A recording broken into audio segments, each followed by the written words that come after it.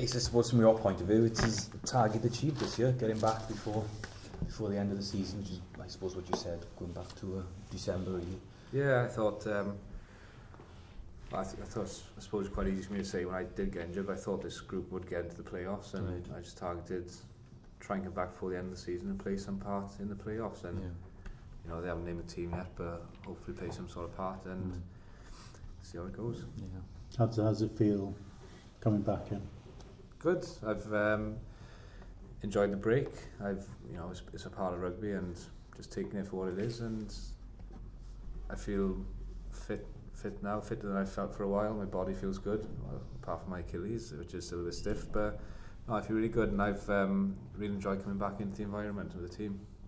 Simon was saying a couple of weeks ago that you were posting quickest times that you've done in training and stuff like that. Has that been the case in terms of yeah, obviously I had to hit some targets for coming back to play, and a lot of them were like fitness-based targets. Right. So yes, I was posting some best scores I've done down here, and I think it's been nice to have a rest and like body sort of feeling the way it should feel, really. Yeah, I mean, it wasn't the ideal time to come on last week, I suppose. When the way the game was going, what's been the feeling amongst the boys last few days? After the game, everyone obviously disappointed, embarrassed, really, that the way it performed, and I don't think anyone could really understand where it come from. And I think because things have been going so well, I'm not sure. I think we lost 1 in 10 or 9. I'm not 100% sure, but I think we sort of turned up and just expected to happen, and it wasn't the case because we were playing Treviso. I think it would have happened against whoever we were playing because things had gone so well, and we just, as a group, I think we sort of really took our foot off the pedal, and it was a big wake-up call for us, and because we know if we're anywhere near like that on the weekend, it's going to be embarrassing again. So you know, it could be a real wake-up call for us, but I'm sure nobody wants that to happen, especially this weekend in the semi-final. Yeah, because it's been a while since you've had big knockout games. I mean, you've had a couple of Ambling Cup titles. This is probably the biggest one you've had for a while.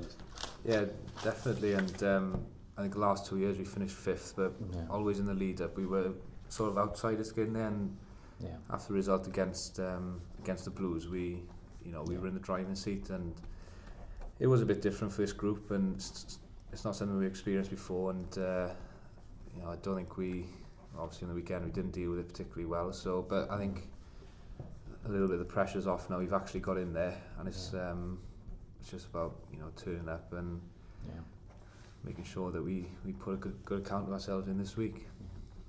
In terms of you and your break and everything, before you got the injury, you were talking about sports psychiatry and other things like that. How are you feeling now after that lengthy break from the game, that period out of the biggest hot seat in Welsh rugby? No, really good. I felt good before the injury happened. It was, the last 2 games of the autumn, I felt good coming back here. I was really looking forward to sort of having a good sort of Christmas with the Scars, and really making a push for the playoffs, but it didn't happen. And it's I've been, throughout my career, I've been quite fortunate. It's my first serious injury. I've been carrying a lot of bumps and niggles over the last sort of year or however long, but no, it's a part of rugby, and you've got to take the positives from it. I feel really fresh now, and my body feels good, so I think all in all it's been a good sort of rehabilitation period for me.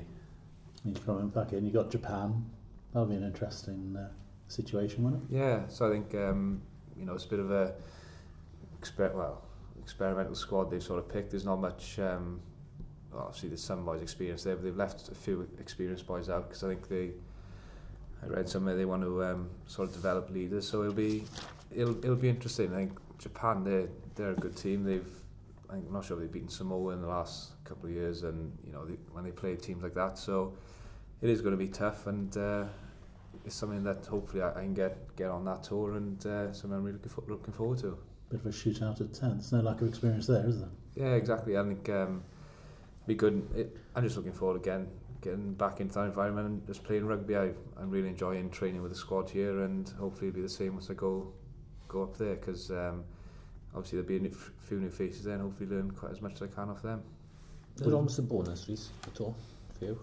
Is it a bonus being on the tour? The fact that did you expect to be there? Yeah, it's not something I targeted, to be honest. I just concentrated on coming back and playing for the Scarlets, and obviously thrilled that they have decided to include me in that training squad before going. So just hopefully go up there and do the best I can. Hopefully they decide to take me to Japan then. What's your feeling now about the 10 jersey? Because obviously Dan came in, conditions through the Six Nations arguably suited his type of game and the rain and everything. What do you feel about it now? Is it sort of time for you to reclaim your jersey, or is it a battle? How do you look at it? It was never my jersey. I think Dan obviously started every game in the Six Nations. I thought Wales played really well. They did exactly what they had to do. They sort of didn't put much pressure on themselves. Didn't play loads of rugby, but conditions didn't suit that. And I thought, especially as a squad, I'm sure they'd be kicking themselves after that first 30 minutes against Ireland, because after that they just looked really comfortable throughout the whole tournament. And no, I thought Dan did really well in the Six Nations. So it's, I suppose, pressure on me now to put a good account of myself in training and see if I can firstly get on the squad and then get into the match day 22 and then see if I can start a game. But we'll see what happens when I get up there. Because even though this is a long way down the road for you, but it's even opened up that there are only 2 outside halves going in the lines. You're going to be playing at that time. If is that part of your thinking in any way? To be honest, I didn't even think about the Welsh squad, so I definitely haven't thought about anything other than that. So I'll just go out there, hopefully, and no, I think there's a good bunch of boys going. There's a lot of inexperience. I think it's quite an exciting squad, so I'd be really pleased to be a part of that. What's the key to being competitive at Ravenhill? It's going to be quite intimidating, I suspect. Pretty much do exact opposite of what we did last week. I think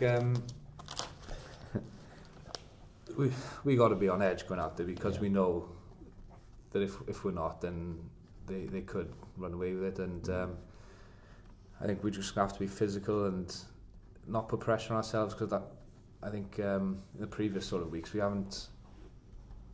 we've looked comfortable and sort of put pressure on other teams, and just sort of played in their half.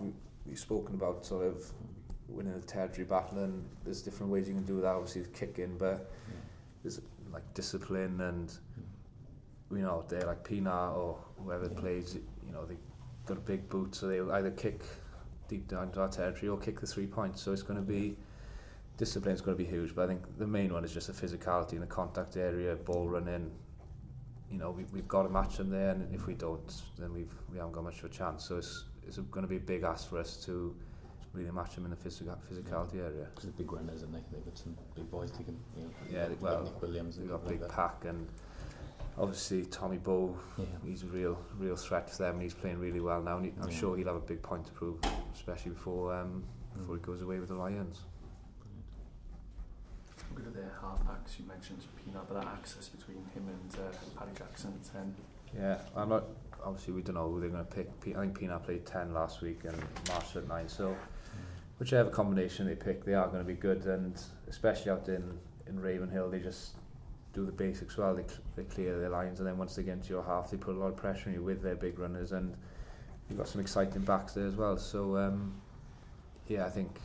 As a team, there's not many weaknesses there, and I think they won most of the awards at the Rabo direct dinner. So they've had a lot of plaudits, but I think rightly deserved for the way they played this year.